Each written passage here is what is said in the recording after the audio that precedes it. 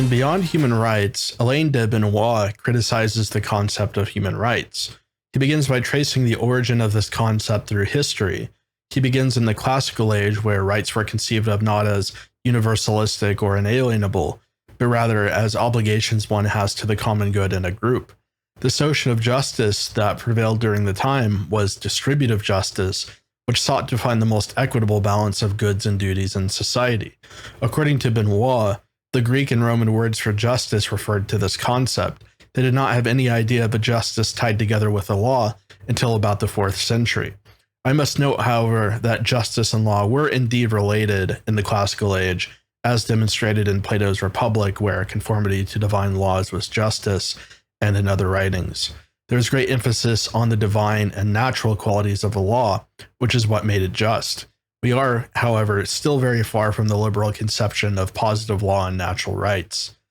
Alain believes that the actual point of origin for human rights was Christianity. He first notes Augustine's doctrine of the sacred interiority of man, arguing that this was a prefiguration of the individualism of the 18th century.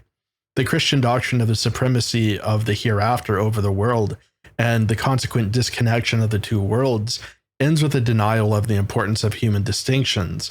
Instead, we get the doctrine of the universal equality of the soul. This is another prefiguration of liberal egalitarianism. Benoist goes further and notes that Thomas Aquinas developed the idea of the intrinsic dignity of the soul, which creates a moral imperative for people not to subject other humans to unjustified suffering.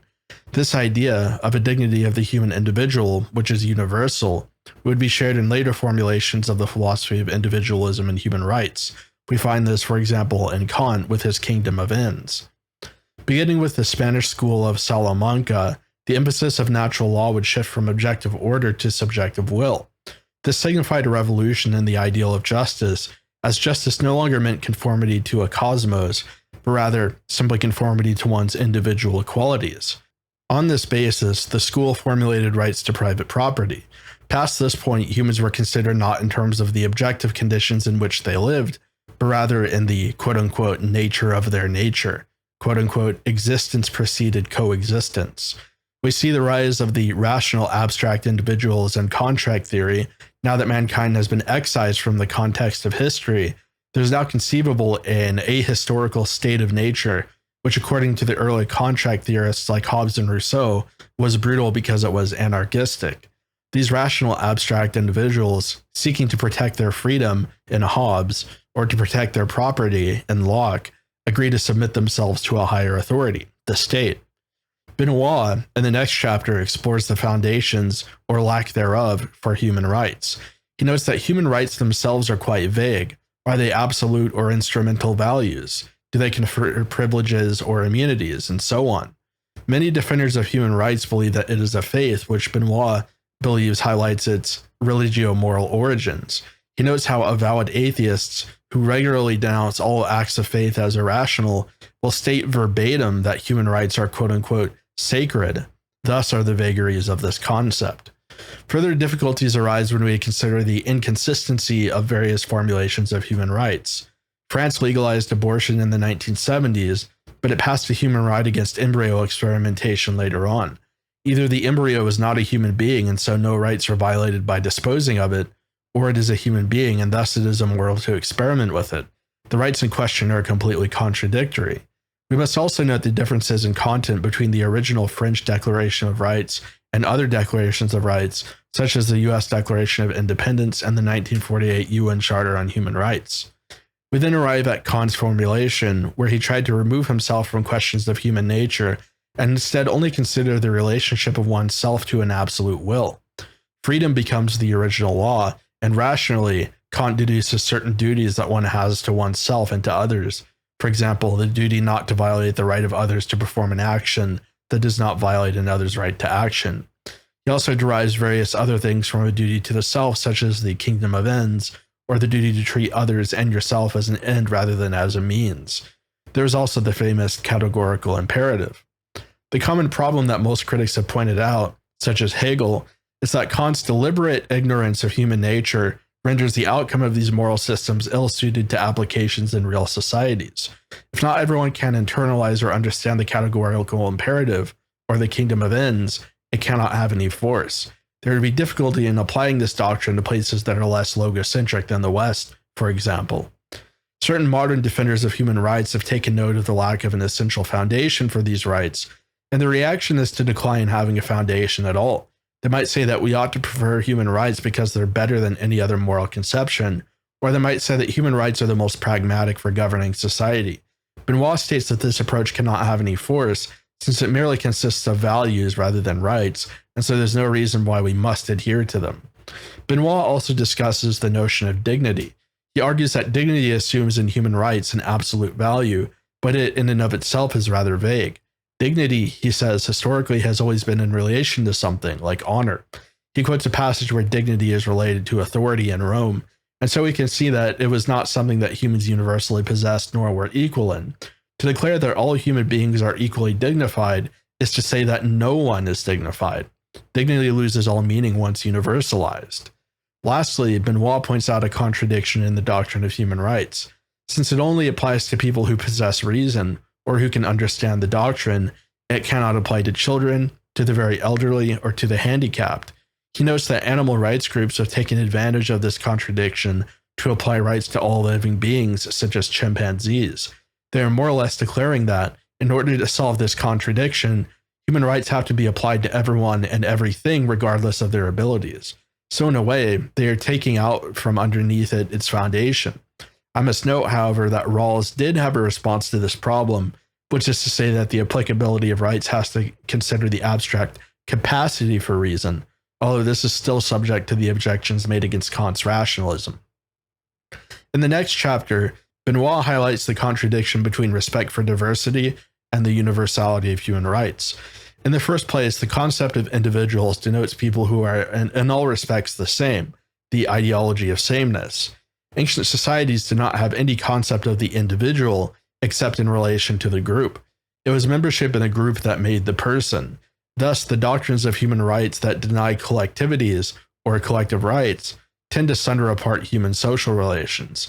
It is against this lack of respect for social groups that declarations of the rights of peoples were first developed, at first in 1976 in Algeria. It guarantees the right to self-determination, the right to the existence of an ethnicity, a right to exclusivity in culture and economy, and so forth. It is a de facto crystallization of ethno-states into law, but we can plainly see in our modern world that the rights outlined in this document have not come at all into force, as Western nations repeatedly deny their people the right to self-determination and cultural exclusivity. The reason for this, Benoist writes, is that the collective right to self-determination is contradicted by the right to individual freedom. The declaration of the natural rights of the individual takes priority over the rights of the collective, and as such, the rights of the collective practically do not exist at all. Benoist goes even further in attacking human rights, as he notes that human rights is a specifically Western invention. The original formulators of natural rights argued that these rights were self-evident and have always existed within the nature of humanity. They were merely discovered in the 18th century.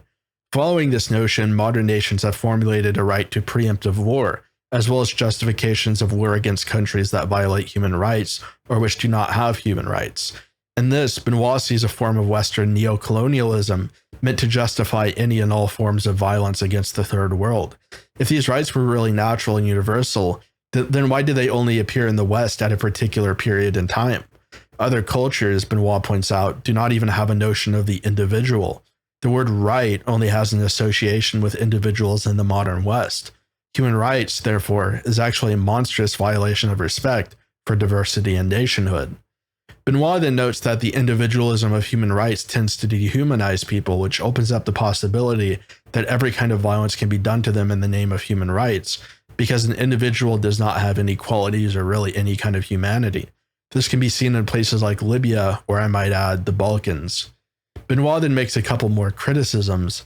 First, human rights, since it is vague and its scope theoretically possible to expand to any degree, eventually leads to demands for collective rights, or the conversion of needs into rights.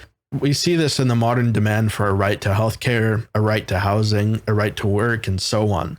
In this way, human rights can often outstrip the ability for a government to actually secure them, and this is precisely because human rights are legalistic rather than political. They're founded on prior assumptions about an abstract human nature rather than on the practical realities of the decisions that have to be made in politics.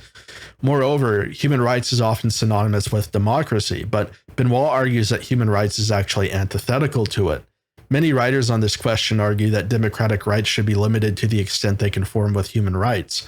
As a moral doctrine, human rights exists prior to political systems, and moreover, it is insulated from criticism since it is assumed as an absolute truth. What can democracy do when such absolute moral values are so predominant in society? In response to human rights, Benoist argues, again, for a system of localized democratic participation. Participation is contingent upon belonging to a social group, and so unlike human rights, this organization respects the real nature of man as a political animal.